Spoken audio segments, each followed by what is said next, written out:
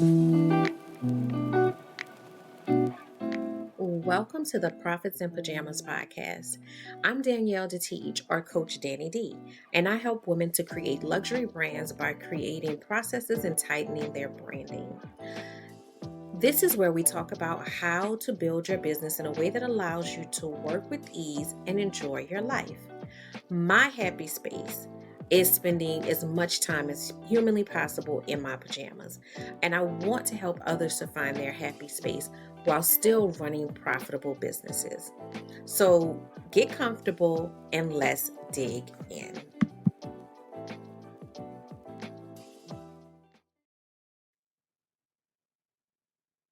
Hello and welcome to the Profits in Pajamas podcast. I am your host, Coach Danni D, always here helping entrepreneurs and professional women to get to that place of their fulfillment and joy and leave behind that grind culture and all of the philosophies that go along with that. Okay, so today is Valentine's Day. So Valentine's Day is known as the day of love, and for the most part, we focus on romantic love and romantic relationships when it comes to Valentine's Day. But last week's episode, we talked about marriage and the importance of keeping your marriage at the forefront, even as you go on your journey of success and growth and building. So I'm going to leave romantic love on last week's episode, and if you are looking for that today, go play last week's episode. It was a really really good episode. Today, I want to talk about self love and really, do you love your business? So, self love from the standpoint of a lot of times we talk about romantic love, but we can't be our best as a partner in a relationship if we're not in a loving relationship with ourselves. So we have to be in a position where we can truly love ourselves, truly um, believe in ourselves, because sometimes we end up in relationships and not just romantic relationships, it can be friendship relationships, it could be business relationships that we end up in where we kind of defer to the needs of the other person because we are not in tune with what we need and in tune with um what is beneficial to us. We're not confident enough to stand on that. So I want us first to start with self-love. And I'll share a few things that I, find important that can help you start that journey. So one of those things is being mindful of your negative self-talk. I hear people sometimes, talk to themselves in the worst way. They might be the sweetest, loving, person and say all the beautiful things to everyone else. But then they say, "Oh, that was so stupid of me." "Oh, I'm just a screw up," or things like that about themselves. So my first piece of advice is stop talking negatively about yourself. And when you catch yourself saying something or thinking something negative about yourself, figure out a way to reframe that. Figure out where that's coming from, one, and two, how to reframe it. And a good tip for that is every time you have a negative thought, think of three things that are positive so that you can shift your viewpoint. Yes, for whatever reason right now, I see myself as this negative thing, but I am also these other things that are extremely positive. So one, let's shift that thought process. Two, once we've, started paying attention to our negative talk, and sometimes Again, not everybody has that extreme of saying those things out loud to themselves or in their heads, right? But the other part of it is our limiting talk, which is still, negative self-talk. So pay attention. Are you when something is put in front of you, an opportunity, an idea, something that maybe you even, deep down want to do, are you mentally shutting it off before you even give it option of being possible? Oh, well, I can't do that because and fill in the blank. Well, I can't do that because I can't focus enough to get that done. Okay. I can't do that because the kids are still in school. I can't do that because um I've never been good at fill in the blank. We come up with all of these reasons why we can't do something, and we have not even explored the possibility of how we can do it. So that's another way to stop limiting ourselves from opportunities that bring us joy or opportunities that may bring us fulfillment. Oh, I can't do that because there's too many other things that need to get done. No, you can still figure out how to do the things that bring you joy. Maybe if you're going to skip something, skip one of them things you don't like to do anyway. So let's reframe how we talk to ourselves, how we talk about ourselves. And then let's spend some time in positive space. If you are an affirmation person, speaking positivity, but from a place of true belief. And I'm a big believer of creating affirmations that directly speak to the things that you're struggling with.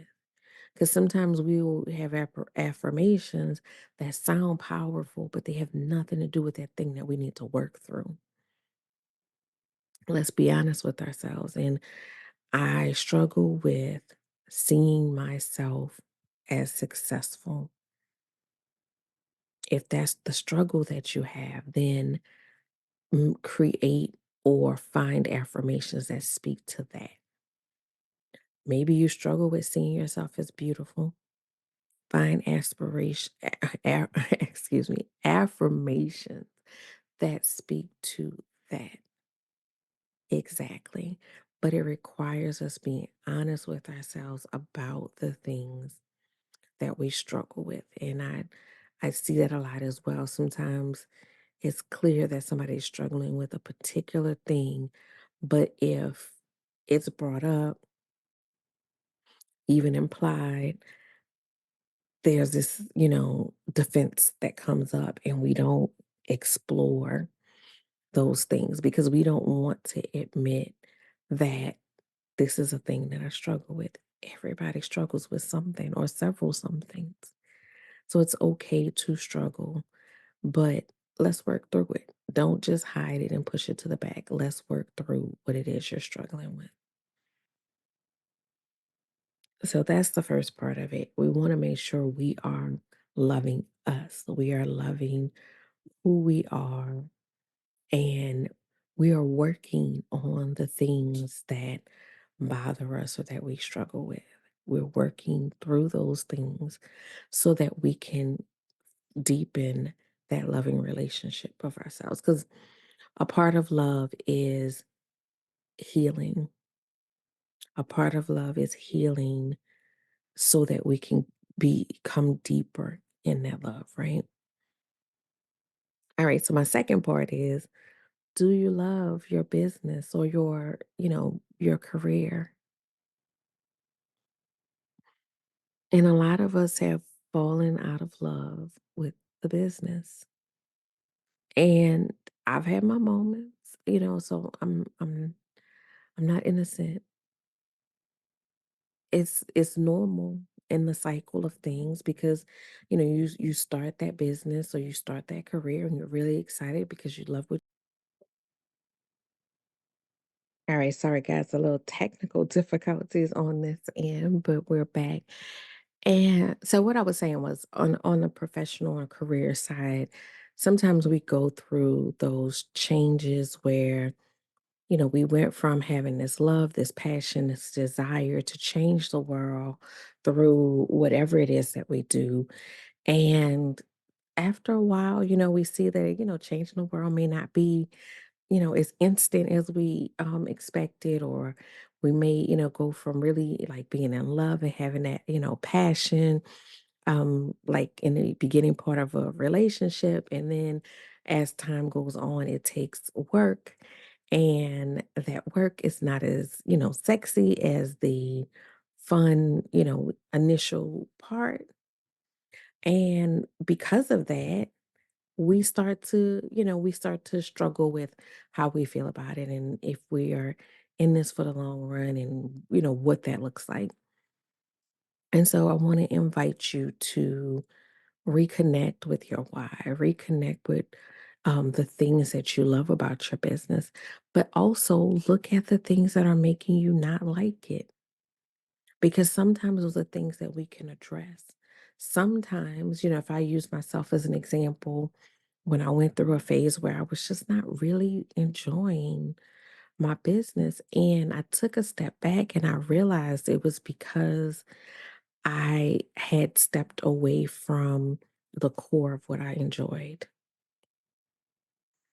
It was, during COVID and things had shifted and um the business wasn't quite what it had been as far as me working with my favorite type of client and working with all of these people that I love to work with. And I was starting to get the creeping, balloons became very popular for people celebrating in place and all of that type of stuff. And I was starting to get the creeping of, people that weren't my people. And that made it exhausting for me. And I just didn't enjoy it anymore. And it took me seeing one of my regular clients is at this particular hotel, and the bellman at the hotel, he knows me. He knows when I pull up. Actually, this last time I saw him, I was, in a new vehicle, so it took a second for him to register, but he knows me, and it took for me to go to deliver to that location and him say, "Hey, oh, we're back," because that was when events were starting to become a thing again, after the initial round of COVID. And just that one interaction reminded me of what I loved about the business and what I loved about interacting with people and bringing joy to people. That one interaction, bring yourself back to what what were those moments that you felt most happy in the business? And what's the difference between then and now? Or what is the difference that is, keeping you from being in that state of being in love with the business? How can you rekindle that love of the business? Or if you are still in that newlywed stage with your business, how can you make sure to maintain it? So I kind of invite you, I'm not going to say kind of, I invite you to go back to last week's episode about marriage. And I want you to listen to it with a different ear and listen to it from the standpoint of your marriage with your business and or career. Listen to it from that standpoint and what are the things that you need to do to keep that relationship active, alive, and exciting. So again, it's Valentine's Day, and I'm not, I know some of us are in a relationship, and that's beautiful, but we are all in a relationship with ourselves, and we're all in a relationship with our business and our career. So, what are we doing to make sure that those relationships are positive, healthy? and growing. And that's what I have for you for today. I also want to share with you. So, one, just in a way of announcement, our goal setting workshop was scheduled for February 18th.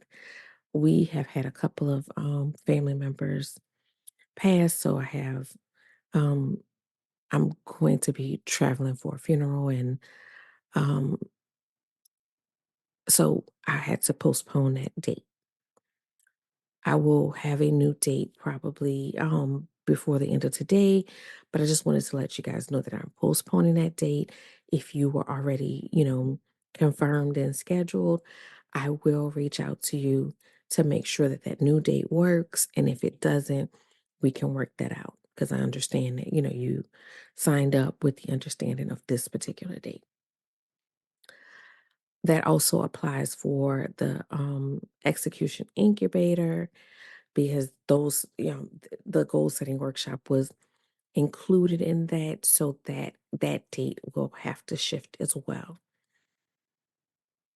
Um, and I also, if you're on my mailing list, send out an email explaining that I made some adjustments to the incubator program based on some feedback that I got as I was talking to people about the program. So check your email for all of that. I don't want to bog you down with all of that right now. And then the next thing that I will be enrolling for is our Capable Confident Challenge. And that is the challenge to ditch imposter syndrome. And I do want to take a moment because I have recently, and I might do an episode maybe next week about this in more detail, but I've recently realized that the word confident is can sometimes be triggering for people. And so what I've noticed is that people who carry themselves with an external confidence tend to respond a little negatively to the word confident because they feel as though I am confident. I don't need this. And I want to make a little bit of clarity there. We all experience self doubt. We all have experienced some form of imposter syndrome. We all, no matter how we present ourselves, have space when it comes to confidence. Because, in my opinion, confidence is something that is very internal, not external. We look at the external view of confidence in the sense that somebody, you know, comes in strong or, what have you. That doesn't mean that they don't have doubts in their mind. I have worked with lots of women and I've yet to meet someone who does not have some sort of insecurity, some sort of self doubt that they are working through. And it's some of the people that I've met that if I had not had certain conversations with them, would never have believed that to be true. I mean, if you think about it, you have, you know, Beyonce is this huge mega superstar, but she performs as Sasha Fierce because that is a persona that brings her the confidence that she needs to get on that stage and execute at that level. So when you think about the Capable Confident Challenge, just because you walk around and have this, outward sense of confidence, let's be truthful, let's be honest, and know that internally, sometimes we are not performing at our best because we are dealing with an issue of confidence to level up. We may be doing an excellent job, but we could be doing a superb job. And that is working through that self doubt, that insecurity, that sense of whether or not I belong here. And that's what we work through in the Capable Confident Challenge. We work through all of that. We work through why is this a stumbling block for me? Okay, now that I know why, let me try to address and heal in that way. And then what are the defense, well, I don't want to say defense mechanism. What are the tools that I can use to help me to stay in my state of confidence as opposed to the negative self talk that we talked about, the doubt that we talked about. So, as an act of love, self love, check out the Capable Confident Challenge, sign up. Um, it has had phenomenal results. I want you to, get into that space where you can work through those things and where you can talk yourself through any struggles that you're having with it. I think that's all. Oh, of course, the success journal. Get a copy if you don't have a copy. That is another form of self love, is to see yourself as your successful self. So that's what I have for you this week. I will see you guys next week.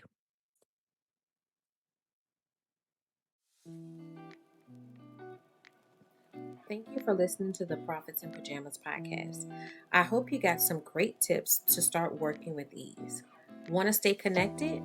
Follow me at Your Workflow on Instagram. For more information about building your luxury brand, register for my upcoming luxury brand workshop at CoachDanniD.com.